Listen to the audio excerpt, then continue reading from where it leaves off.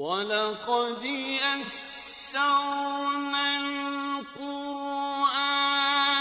لِلذِّكْرِ فَهَلْ مِن مُّدَّكِرٍ۔ اور ہم نے قرآن کو سمجھنے کے لیے آسان کر دیا، تو کوئی ہے جو سوچے سمجھے۔ صوت القرآن، قرآن کی آواز۔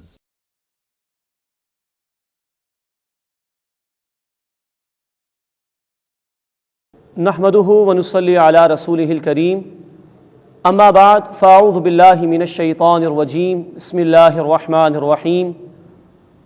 الرحمن علم القرآن، صدق اللہ العظیم۔ رب اشرح لی صدری ویسر لی امری واحلل عقدۃ من لسانی یفقہوا قولی، آمین یا رب العالمین۔ قرآن حکیم اللہ کا آخری پیغام انسانیت کے نام۔ رب کائنات نے سورۃ الرحمن کے آغاز میں فرمایا الرحمن علم القرآن، رحمان نے قرآن کا علم عطا فرمایا۔ اس نے اپنی رحمانیت کے طفیل میں یہ عظیم ترین نعمت انسان کو عطا فرمائی، ہدایت کے لیے، رہنمائی کے لیے۔ آئیے ہم جائزہ لیں اور معلوم کریں قرآن کیا ہے، اس کی عظمت کیا ہے، اس کا ایک مختصر تعارف کیا ہے۔ انشاءاللہ ہم 10 پوائنٹس کی صورت میں اس تعارف کو سمجھنے کی کوشش کریں گے۔ سب سے پہلا پوائنٹ جو ہمارے پیش نظر ہے وہ ہے کہ قرآن کیا ہے۔ رب کائنات نے سورہ توبہ آیت نمبر 6 میں بات ارشاد فرمائی کہ یہ اللہ کا کلام ہے، اللہ سبحانہ و تعالیٰ کے الفاظ، اللہ سبحانہ و تعالیٰ کے ورڈز جو رب کائنات نے محمد کریم صلی اللہ علیہ وسلم پر نازل فرمائے جبریل امین علیہ الصلاۃ والسلام کے ذریعے سے۔ تو یہ اللہ کے الفاظ ہیں جو اللہ نے عطا فرمائے۔ قرآن حکیم میں سورہ حاقہ آیت نمبر 40 میں اسے قول رسول بھی کہا گیا ہے۔ مراد ہیں محمد کریم صلی اللہ علیہ وسلم جن کے ذریعے سے انسانیت تک یہ قرآن پہنچا۔ اسی طرح سورہ تکویر آیت نمبر 19 میں بھی اسے قول رسول کہا گیا ہے۔ وہاں مراد ہیں جبریل امین علیہ الصلاۃ والسلام کہ جن کے ذریعے سے محمد کریم صلی اللہ علیہ وسلم کو یہ کلام ملا۔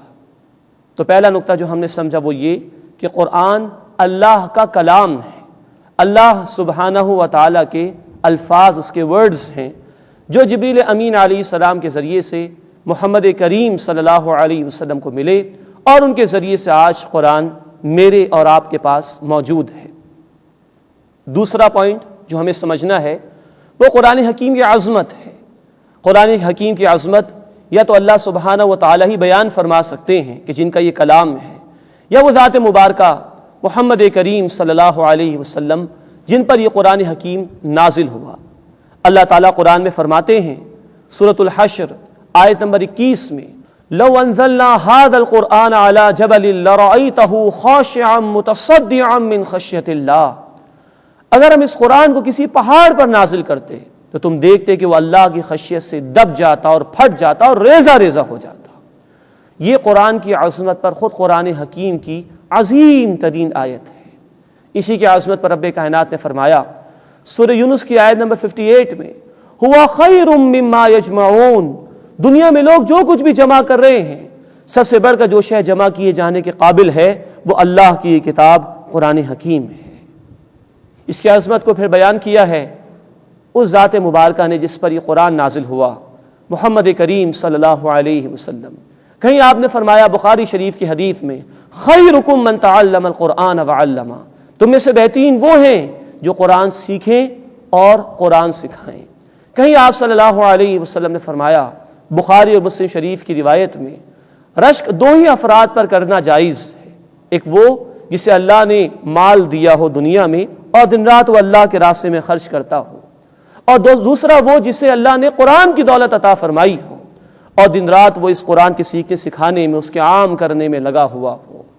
اللہ ہمیں اس کی توفیق عطا فرمائے۔ اسی طرح اللہ کے حبیب صلی اللہ علیہ وسلم کی ایک حدیث مبارکہ ہے جامع ترمذی میں، اس کے آخر میں بڑے پیارے الفاظ آپ نے ارشاد فرمایا من قال به صدق، جس نے اس قرآن کے مطابق بات کہی اس نے سچ کہا، ومن حکم به عدل، جس نے اس قرآن کے مطابق فیصلہ کیا، اس نے عدل کیا۔ وَمَنْ عَمِلَ بِهِ أُجِرَ، جس نے اس قرآن پر عمل کیا اس کا اجر محفوظ ہو گیا۔ وَمَنْ دَعَا إِلَيْهِ هُدِيَ إِلَىٰ صِرَاطٍ مُسْتَقِيمٍ، اور جس نے اس قرآن کی طرف لوگوں کو دعوت دی اسے تو سیدھے راستے کی ہدایت عطا کر دی گئی۔ اللہ ہمیں ان باتوں کا یقین عطا فرمائے اور اپنی اس کتاب سے جڑنے کی توفیق عطا فرمائے۔ اب آئیے تیسرے پوائنٹ کی طرف۔ یہ قرآن کیوں نازل کیا گیا؟ اس کا مین آبجیکٹو کیا ہے، مین پرپس کیا ہے؟ رب کائنات نے یہ بات قرآن میں بیان فرمائی۔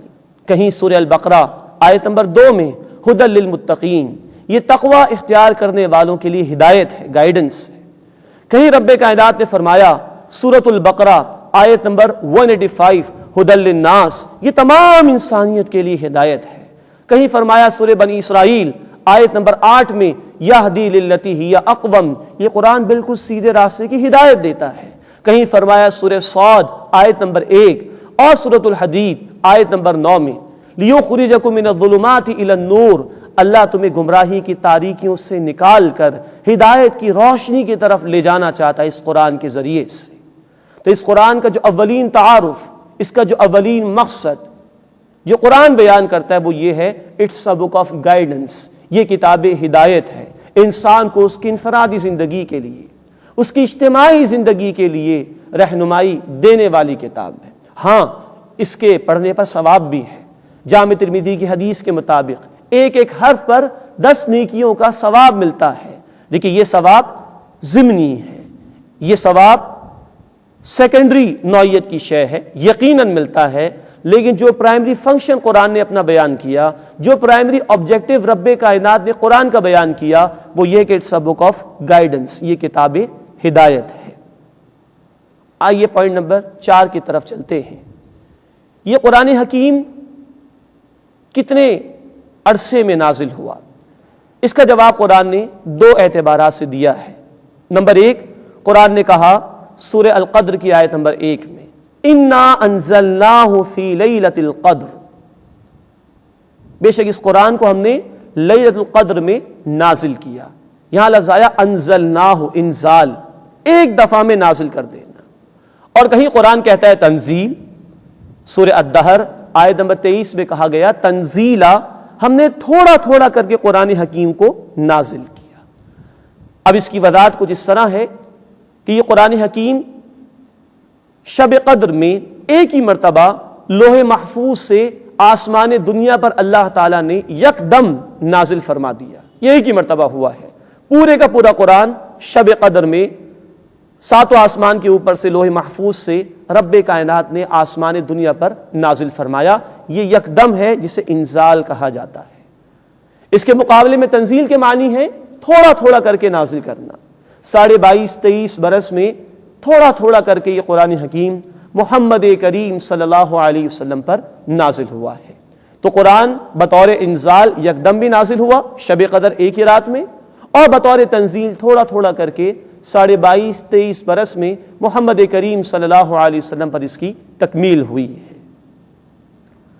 5واں پوائنٹ، قرآن کے نزول کی کیفیت کیا تھی، کس طرح یہ عطا کیا گیا ہے؟ اللہ تعالیٰ نے قرآن حکیم میں فرمایا سورۃ البقرہ آیت نمبر 97 میں فَإِنَّهُ نَزَّلَهُ عَلَىٰ قَلْبِكَ، کہ جبریل امین علیہ الصلاۃ والسلام نے اس قرآن کو اے نبی صلی اللہ علیہ وسلم آپ کے قلب مبارک پر نازل کیا ہے۔ یہی بات قرآن نے سورۃ الشعراء آیت نمبر 193 اور 194 میں بیان فرمائی کہ قرآن جبریل امین نے رسول اکرم صلی اللہ علیہ وسلم کے قلب مبارک پر نازل فرمایا۔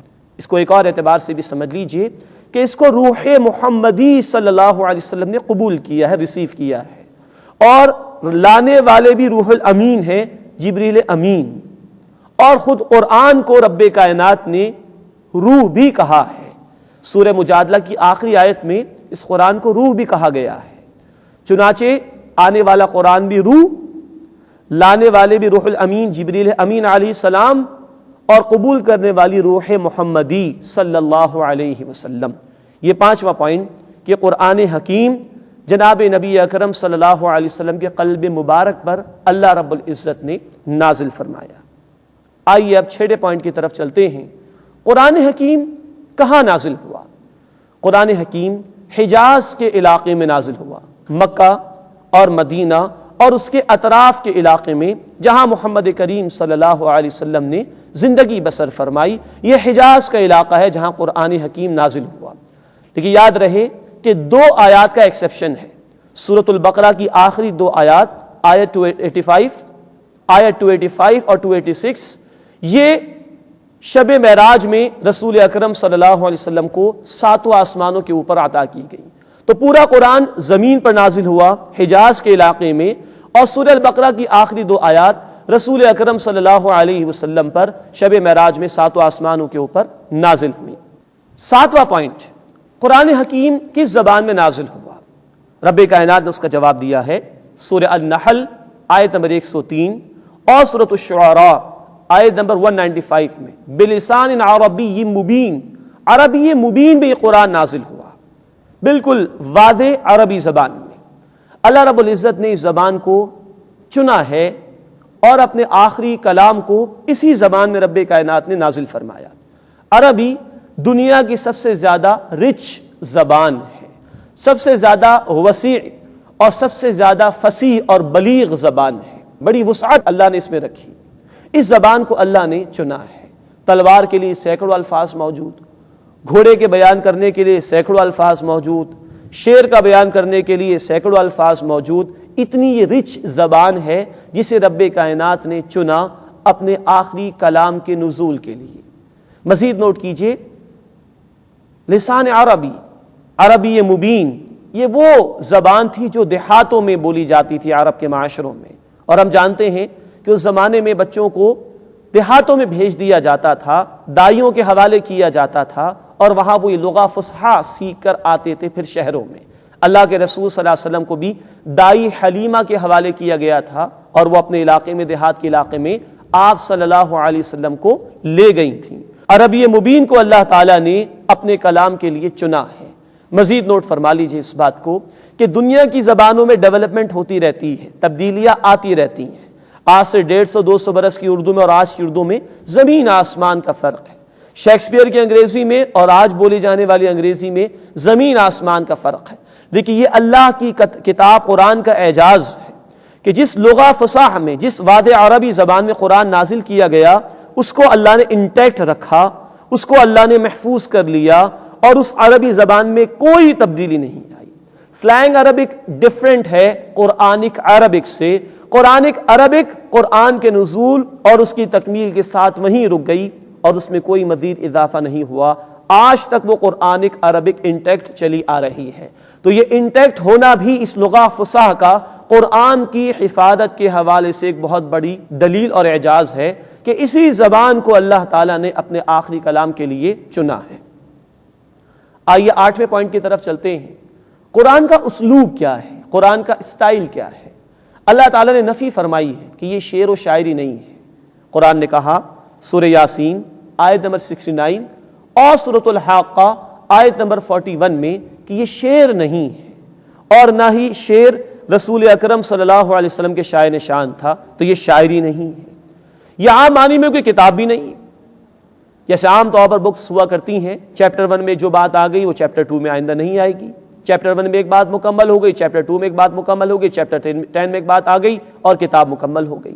قرآن اس معنی میں کوئی ادبی کتاب بھی نہیں، اس میں جو بات ابتدائی صورتوں میں آ رہی ہے وہ بالکل آخری صورتوں میں بھی بیان ہوتی۔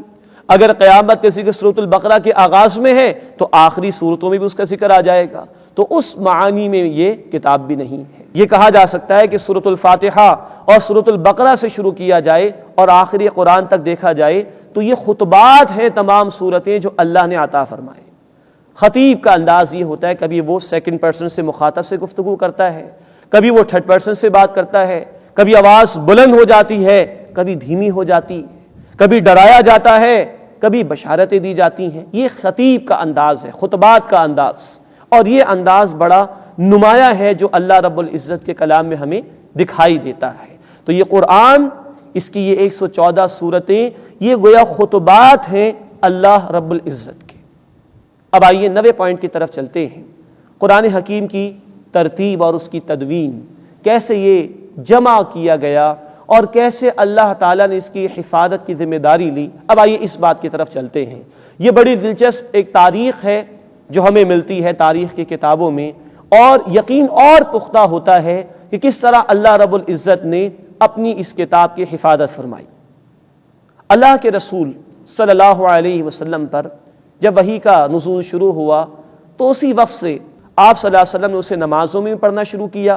پھر جو صحابہ ایمان لاتے جاتے تھے وہ صحابہ کرام رضی اللہ تعالی عنہم اجمعین جتنا قرآن نازل ہو جاتا تھا اس کو حفظ کیا کرتے تھے، نمازوں میں دہرایا کرتے تھے، اور ساتھ ہی اللہ کے رسول صلی اللہ علیہ وسلم کے بعد صحابہ آپ صلی اللہ علیہ وسلم کی سپرویژن میں قرآن حکیم کو لکھتے بھی تھے۔ آپ کے 43 صحابہ کی ایک کمیٹی تھی جنہیں کاتبین وحی کہا جاتا ہے، وحی کے لکھنے والے، جن کی ذمہ داری یہ تھی کہ جو کچھ اللہ کے رسول صلی اللہ علیہ وسلم پر نازل ہوتا تھا تو وہ صحابہ کرام رضی اللہ تعالی عنہم اجمعین اسے لکھا کرتے تھے، اور آپ صلی اللہ علیہ وسلم اس کی نگرانی فرماتے تھے۔ جیسے جیسے قرآن نازل ہوتا تھا ویسے ویسے آپ صلی اللہ علیہ وسلم اس کو لکھواتے تھے، اور 43 صحابہ رضی اللہ تعالی عنہم اجمعین جن کے نام ریکارڈ پر تاریخ میں موجود ہیں وہ یہ قرآن لکھا کرتے تھے۔ آپ صلی اللہ علیہ وسلم یہ بھی بتاتے تھے کس سورت کو کہاں رکھنا ہے، کس آیت کو کس مقام پر رکھنا ہے، کون سی آیت پہلے آئے گی فلاں سورت میں، کون سی آیت بعد میں آئے گی فلاں سورت میں۔ یہ نگرانی آپ صلی اللہ علیہ وسلم کرتے تھے۔ پھر اسی کے ساتھ ہر سال رمضان المبارک میں رسول اکرم صلی اللہ علیہ وسلم جبریل امین علیہ السلام کے ساتھ قرآن کا دورہ فرماتے تھے۔ جیسے ہمارے حفاظ خاص طور پر رمضان میں دورہ کرتے ہیں ایک دوسرے کے ساتھ، اللہ کے رسول صلی اللہ علیہ وسلم جبریل امین علیہ السلام کے ساتھ دورہ کرتے تھے، اور جتنا قرآن نازل ہو جاتا تھا گویا کہ حضرت جبریل امین علیہ السلام کی بھی سپرویژن اس پر آ جایا کرتی تھی۔ یہ سلسلہ چلتا رہا یہاں تک کہ رسول اکرم صلی اللہ علیہ وسلم پر پورا قرآن نازل ہو گیا، اور کئی صحابہ کے پاس کئی آیات، کسی کے پاس کچھ صورتیں وہ لکھی ہوئی موجود تھیں۔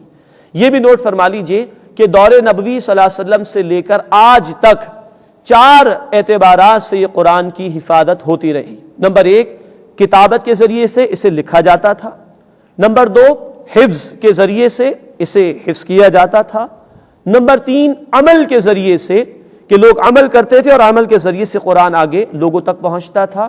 اور نمبر 4، تدریس اس قرآن کی ہوا کرتی تھی، قرآن کے باقاعدہ دروس ہوا کرتے تھے جس کے ذریعے سے قرآن آگے بھی پہنچا اور محفوظ بھی ہوا۔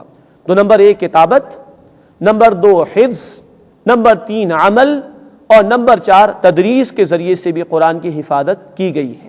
ہاں، دور نبوی صلی اللہ علیہ وسلم میں کسی کتابی شکل میں قرآن حکیم موجود نہیں تھا جیسے آج ہمارے پاس قرآن حکیم کتابی شکل میں موجود ہے۔ اس کی بنیادی وجہ یہ تھی کہ صحابہ کرام رضی اللہ تعالی عنہم اجمعین میں سے اکثر کا انحصار جو تھا وہ حفظ پر تھا، اور انہوں نے ضرورت محسوس نہیں کی کہ کوئی کتابی صورت میں قرآن حکیم موجود بھی ہو۔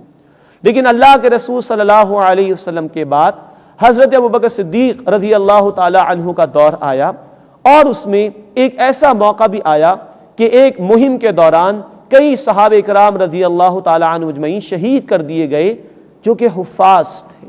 اب ایک ضرورت محسوس ہوئی، ایک خدشہ پیدا ہو گیا کہ اگر یہ حفاظ اسی طرح شہید کر دیے گئے تو ایسا نہ ہو کہ قرآن حکیم کی حفاظت سے ہم محروم رہ جائیں۔ بہرحال گفتگو ہوئی، اور اللہ تعالیٰ نے تمام صحابہ کرام رضی اللہ تعالی عنہم اجمعین کو انشراح صدر عطا کیا، اور اس بات کا فیصلہ کیا گیا کہ اب قرآن حکیم کو ایک کتابی شکل میں جمع کر لیا جائے مصحف کی صورت میں۔ چنانچہ حضرت ابوبکر صدیق رضی اللہ تعالی عنہ نے اس کا حکم دیا، اور حضرت زید بن ثابت رضی اللہ تعالی عنہ جو کاتبین وحی میں بھی شامل تھے، قرآن لکھا کرتے تھے، ان کو اس کمیٹی کا ذمہ دار بنایا گیا کہ جس کمیٹی کی ذمہ داری تھی کہ وہ لوگوں سے قرآن جمع کرے اور ایک کتابی شکل میں اسے جمع کر دے۔ چنانچہ یہ کمیٹی ترتیب دی گئی حضرت زید بن ثابت رضی اللہ تعالی عنہ کی سربراہی میں، اور لوگوں سے قرآن جمع کیا جانا شروع کیا گیا، جس کی ترتیب یہ تھی کہ ایک ایک آیت کی قبولیت یہ کمیٹی اسی وقت مانتی تھی جب 2 صحابہ گواہی دے کہ ہم نے خود اللہ کے رسول صلی اللہ علیہ وسلم سے اس آیت کو سنا ہے۔ اس طرح پوری آتھینٹیکیشن کے ساتھ ایک کتابی صورت میں حضرت ابوبکر صدیق رضی اللہ تعالیٰ عنہ کے دور میں قرآن کو جمع کیا گیا، اور بے شمار حفاظ اس وقت بھی موجود تھے، ان کی گواہی بھی اس پر آ گئی کہ ہاں اسی طرح قرآن حکیم اللہ کے حبیب صلی اللہ علیہ وسلم ہمیں دے گئے تھے، اور اب یہ کتابی شکل میں جمع ہو گیا۔ یہاں یہ بات بھی پیش نظر رہے، قرآن حکیم اللہ کے رسول صلی اللہ علیہ وسلم پر نازل ہوا تو ایک اس کی ترتیب ہے، ترتیب نزولی، نزول کے اعتبار سے، جس میں سب سے پہلی سورۃ العلق، اس کی ابتدائی 5 آیات وہ سب سے پہلی وحی تھی۔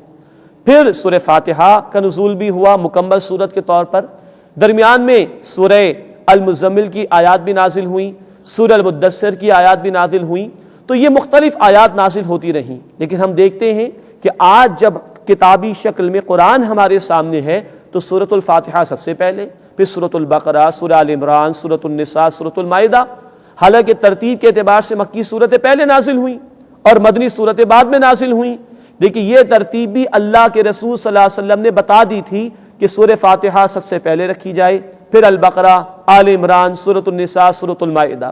یہ ترتیب بھی اللہ کے حبیب صلی اللہ علیہ وسلم بتا گئے تھے۔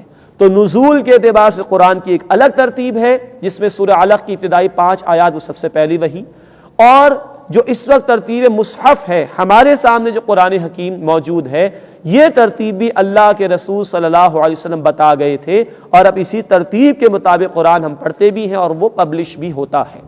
تو حضرت ابوبکر صدیق رضی اللہ تعالی عنہ کے دور میں ایک کتابی شکل میں قرآن حکیم کو جمع کر دیا گیا۔ اس کے بعد حضرت عمر فاروق رضی اللہ تعالی عنہ کا دور آیا، اور قرآن عرب کے لوگوں سے نکل کر عجم کے لوگوں میں بھی پہنچا۔ عجم کے وہ لوگ کہ جو قرآن کی زبان سے واقف نہیں تھے، قرآن کے رائٹنگ اسٹائل سے، عربی رسم الخط سے واقف نہیں تھے، تو اب ایک اور ضرورت پیش آئی حضرت عثمان غنی رضی اللہ تعالی عنہ کے دور میں، اور وہ ضرورت یہ تھی کہ اب قرآن عربوں سے نکل کر عجم کے لوگوں میں جا رہا ہے جو عربی کو نہیں جانتے۔ تو عربی ایک بڑی وسیع زبان بھی ہے، اس کے کئی ایکسنٹس ہیں، اس کے لکھنے کے رائٹنگ اسٹائلز بھی ڈیفرنٹ ہیں۔ ایک عرب تو اسے پہچان لیتا تھا، لیکن ایک عجمی آدمی کے لیے جو عربی کو نہیں جانتا، اس کے لیے دشوار تھا کہ میں اس رائٹنگ اسٹائل کو کیسے سمجھوں۔ پھر حضرت عمر فاروق رضی اللہ تعالی عنہ کے دور میں اسلامی فتوحات کے نتیجے میں اسلام عجم کے لوگوں تک پہنچا، اور پھر حضرت عثمان رضی اللہ تعالی عنہ کے دور میں یہ ضرورت محسوس ہوئی کہ قرآن حکیم کے ایک رسم الخط پر پوری امت کو جمع کر دیا جائے، تاکہ غیر عرب لوگوں کے لیے بھی قرآن حکیم کو پڑھنا آسان ہو جائے۔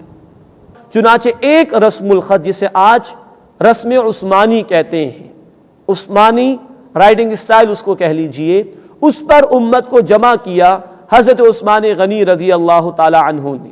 آج جو مصحف ہم پڑھتے ہیں یہ وہی رائٹنگ اسٹائل ہے جس پر امت کو جمع کیا عثمان غنی رضی اللہ تعالی عنہ نے۔ اب اس میں کوئی تبدیلی نہیں ہو سکتی۔ مثال کے طور پر سورہ فاتحہ کی آیت نمبر 3 ہے، مالک یوم الدین۔ مالک، ہم بھی اردو جاننے والے بھی سمجھتے ہیں کہ میم الف زبر ما اور لام کاف ایسے بھی لکھا جا سکتا ہے، اور میم پر کھڑا زبر لگا دیا جائے اور لام کاف لکھ دیا جائے تب بھی لکھا جا سکتا ہے۔ لیکن حضرت عثمان غنی رضی اللہ تعالی عنہ نے جس رسم الخط پر جمع کیا اس میں الف نہیں ہے، اس لیے میم لام کاف ہی لکھا جائے گا، کھڑا زبر لگا دیا جائے گا، تاکہ ایک ایکسنٹ کے مطابق پڑھنے والا اس کو مالک یوم الدین بھی پڑھ سکتا ہے، اور دوسرے ایکسنٹ کے مطابق پڑھنے والا اسے ملک یوم الدین بھی پڑھ سکتا ہے۔ لیکن یہاں الف کبھی نہیں آئے گا۔ اس پر امت کا اجماع ہو گیا، اور اس پر امت کو جمع کر دیا حضرت عثمان غنی رضی اللہ تعالی عنہ نے، اور یوں اس طرح یہ قرآن حکیم آج تک محفوظ چلا آیا ہے، اور رب کائنات نے اس کی حفاظت کی ذمہ داری لی تھی۔ چنانچہ قرآن کہتا ہے سورۃ الحجر آیت نمبر 9 میں، اِنَّا نَحْنُ نَزَّلْنَا الذِّكْرَ وَإِنَّا لَهُ لَحَافِظُونَ، بے شک ہم نے اس الذکر یعنی قرآن کو نازل کیا ہے اور ہم ہی اس کی حفاظت کرنے والے ہیں۔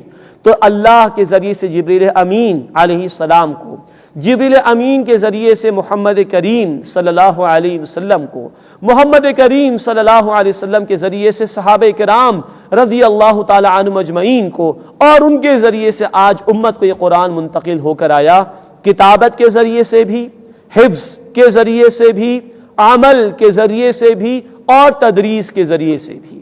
یہ بھی اس قرآن حکیم کا اعجاز ہے کہ اب چند سال کے بچے، کوئی 6 سال کا بچہ، 7 سال کا بچہ، 8 سال کا بچہ، یہ ریکارڈڈ ہے، یونائٹڈ اسٹیٹس آف امریکہ سے پاکستان میں بچے آ رہے ہیں اور ریکارڈڈ پیریڈ میں 6 مہینے میں 8 مہینے میں قرآن کو حفظ کر لیتے ہیں۔ یہ اللہ کی اس کتاب کا اعجاز ہے، اللہ نے اس کی حفاظت کا ذمہ لیا، آج تک یہ قرآن انٹیکٹ اور محفوظ صورت میں چلا آ رہا ہے، اس کی آتھینٹسٹی کو کوئی چیلنج نہیں کر سکتا، اس لیے کہ اس کی حفاظت کا ذمہ اللہ رب العزت نے لیا۔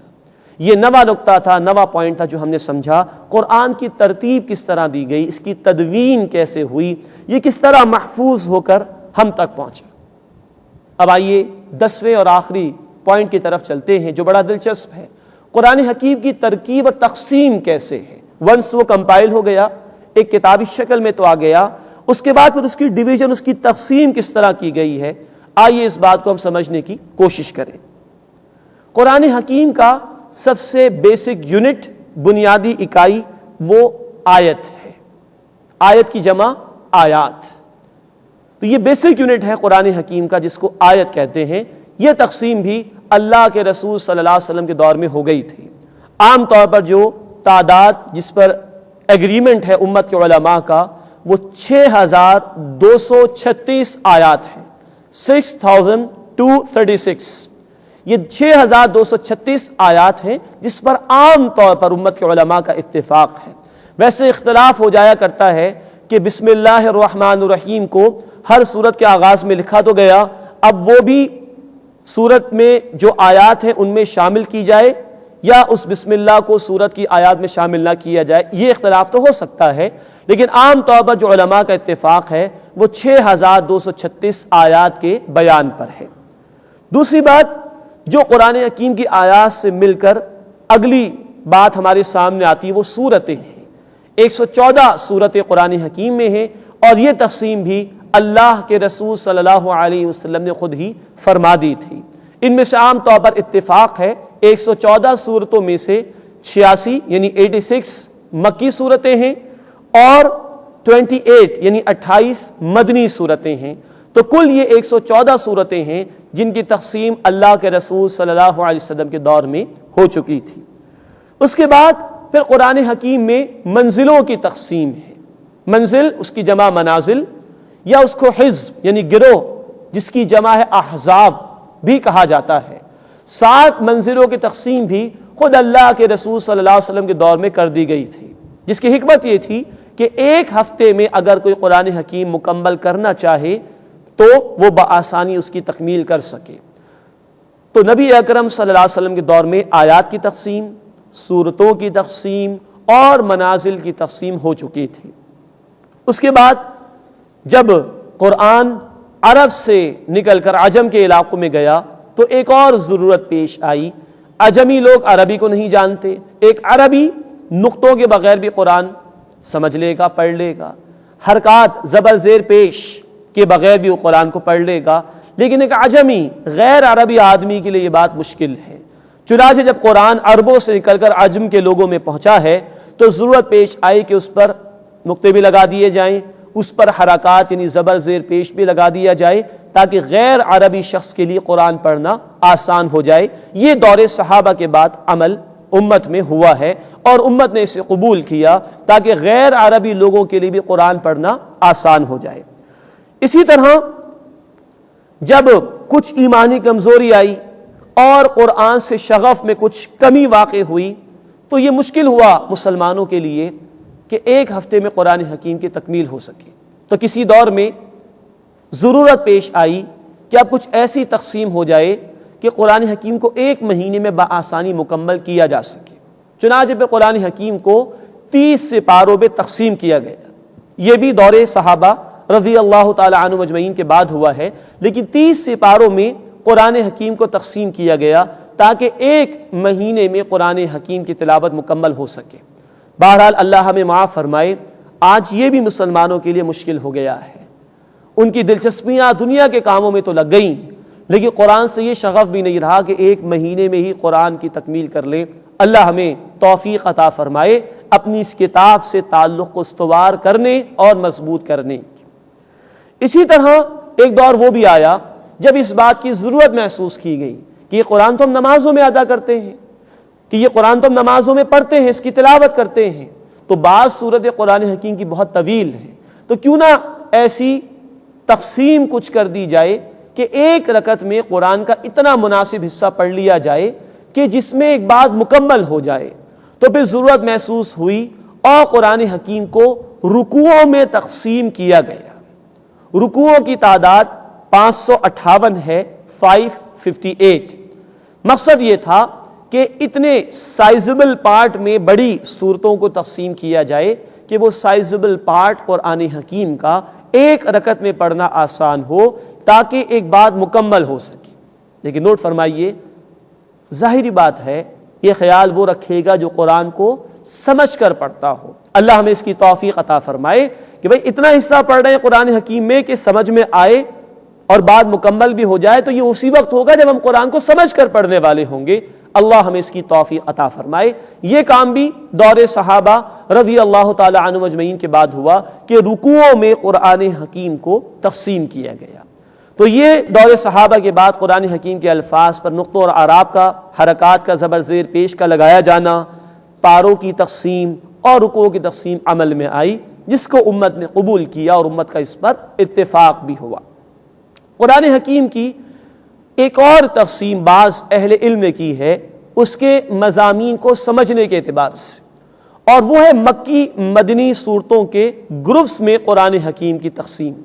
اسی کے ہم دیکھتے ہیں کہ قرآن حکیم میں سب سے پہلے سورۃ الفاتحہ ہے، ایک مکی صورت، پھر 4 مدنی صورتیں، پھر 2 مکی صورتیں، پھر 2 مدنی صورتیں۔ تو یہ سلسلہ بدلتا رہتا ہے، مکی صورت، مدنی صورتیں، مکی صورتیں، مدنی صورتیں۔ تو بعض اہل علم نے غور کیا اور انہوں نے قرآن حکیم کے 7 حصے مکی مدنی صورتوں کے اعتبار سے تقسیم فرمائے تاکہ قرآن حکیم کے مضامین کو سمجھنا آسان ہو جائے۔ ایک ہے قرآن حکیم کی 7 منزلیں، یہ تو دور نبوی ہی میں سلسلہ ہو گیا تھا، تقسیم ہو گئی تھیں، لیکن اب جو بات ہم سمجھ رہے ہیں وہ ہے مکی مدنی صورتوں کے اعتبار سے قرآن حکیم کے 7 حصے۔ اب آئیے ان 7 حصوں کی مختصر سی تشریح ہم سمجھ لیں۔ سب سے پہلا حصہ، اس میں ایک مکی صورت ہے سورۃ الفاتحہ اور 4 مدنی صورتیں ہیں، سورۃ البقرہ، سورہ آل عمران، سورۃ النساء اور سورۃ المائدہ۔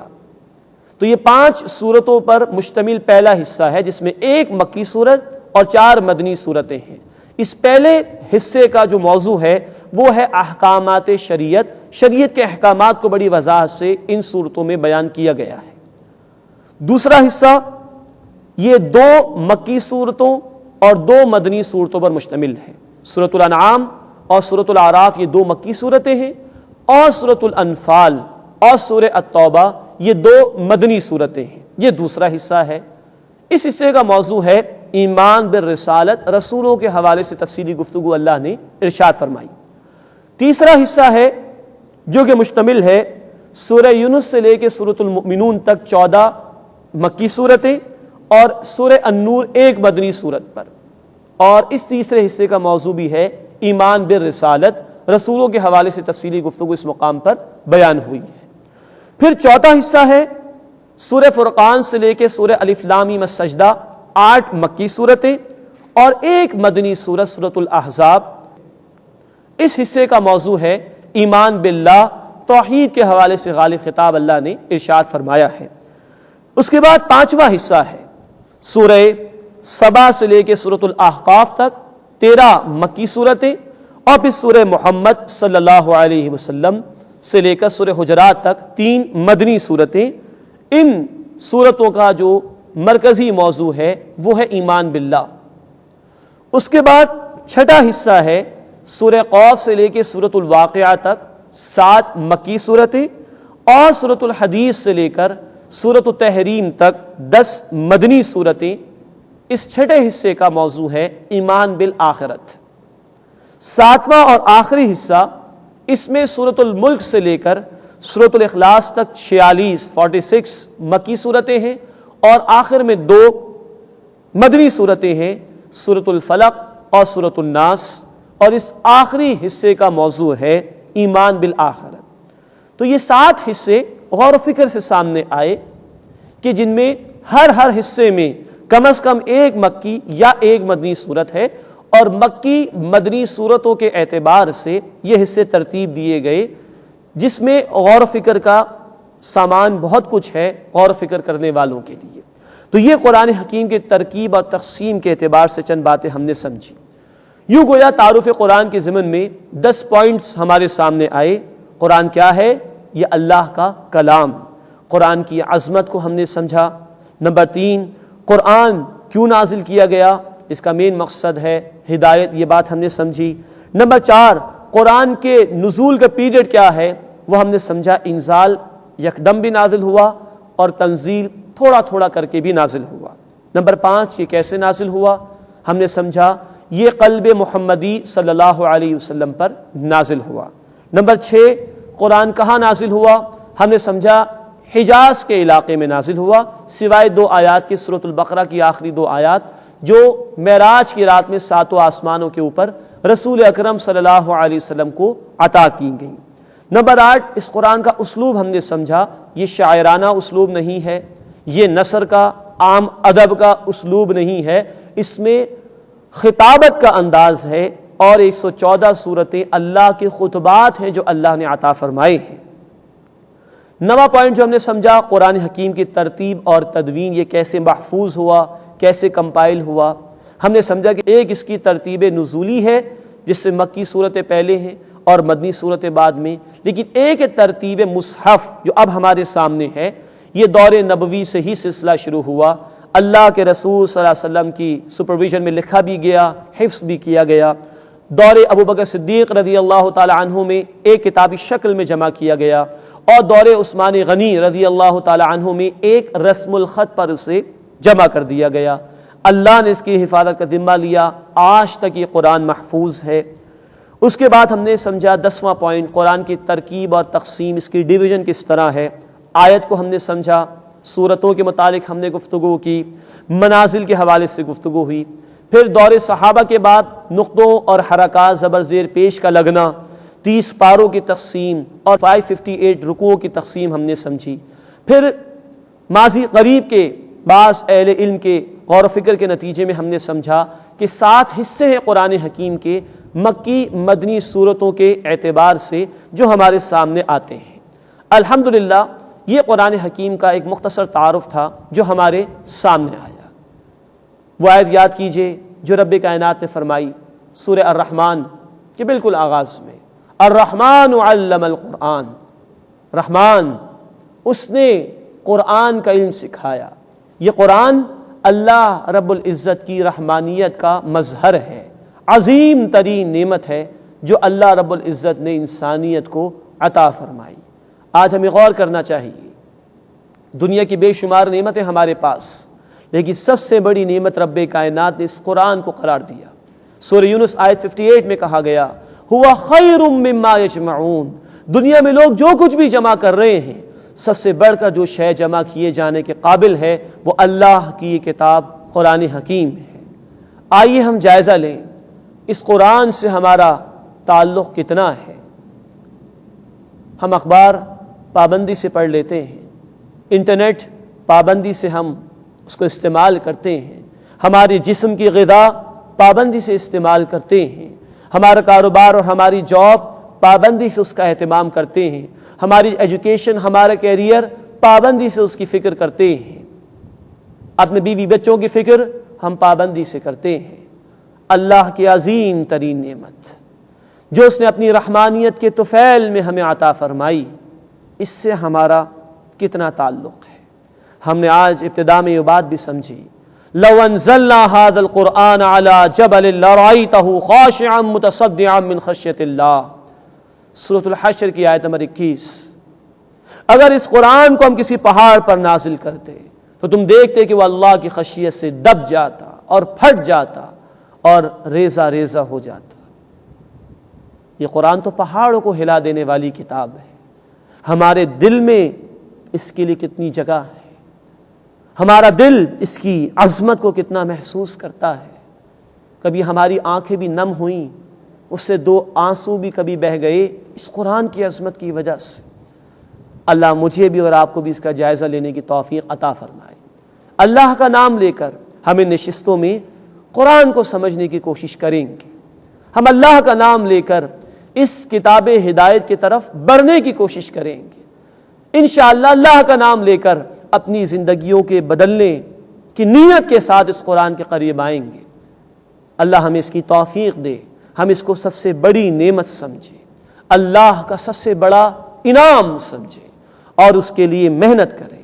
اللہ رب العزت کے رسول صلی اللہ علیہ وسلم نے فرمایا، بخاری شریف کی حدیث ہے، حدیث قدسی ہے، اللہ کا کلام، میرا بندہ مجھے دل میں یاد کرتا ہے، میں بھی اسے دل میں یاد کرتا ہوں۔